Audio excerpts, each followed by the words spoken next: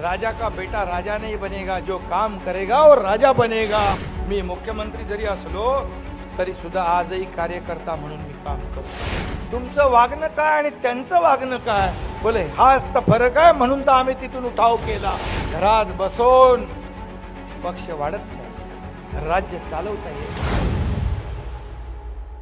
बाळासाहेबांचं स्वप्न जे होतं सर्वसामान्य कार्यकर्त्याला मुख्यमंत्री बनवण्याचं काम बाळासाहेबांनी केलं।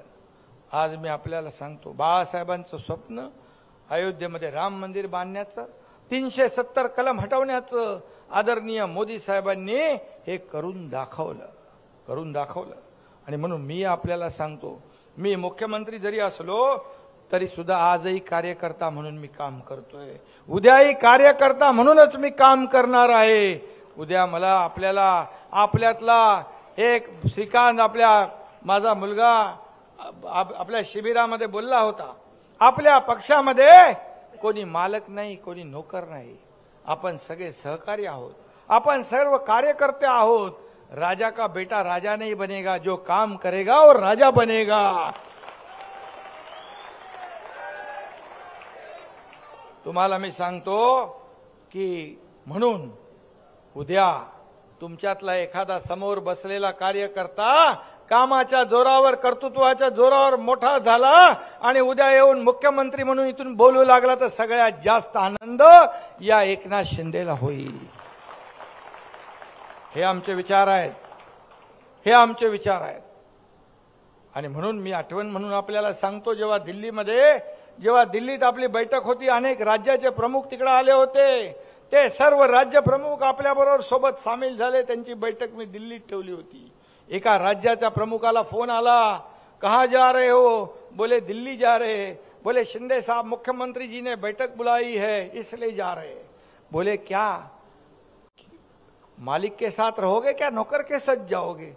बोले मतलब क्या? अरे मालिक तो इधर बैठा है मुंबई में, और वहां क्या कर रहे हो? त्यांनी मला येऊन सांगितलं। म्हणजे एका राज्य प्रमुखाला एका नोकराची उपमा ज्यांनी दिली त्यांनी मला येऊन सांगितलं, आणि भाषणात देखील सांगितलं, शिंदे साहब आपका बर्ताव कैसे है, तुमचं वागणं काय आणि त्यांचं वागणं काय, बोले हाच तर फरक आहे, म्हणून तर आम्ही तिथून उठाव केला, म्हणून तर आम्ही हा निर्णय घेतला। इथं कोणी नाही, बाळासाहेब देखील सहकार्यांना सवंगडी समजायचे, परंतु हे आपल्या सहकार्यांना घरगडी समजतात। हा फरक आहे बाळासाहेबांमध्ये आणि त्यांच्यामध्ये। हे मनोहर जोशी सर राज्याचे मुख्यमंत्री होते, लोकसभेचे सभापती होते। डॉक्टर दीपक सावंत यांना माहित आहे ते की भर सभेमधून शिवाजी पार्कच्या शिवतीर्थावरून त्यांना खाली उतरवायला लावलं। हे कसलं कारस्थान?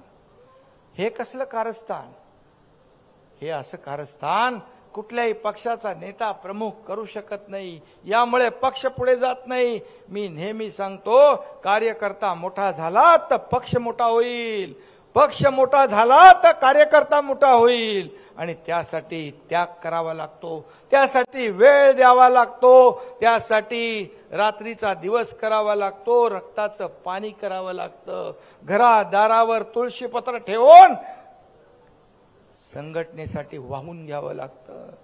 किती केसेस आहेत तुमच्यावर? आज या एकनाथ शिंदेवर प्रत्येक आंदोलनाच्या केसमध्ये नंबर 1 चा आरोपी हा एकनाथ शिंदे बनला।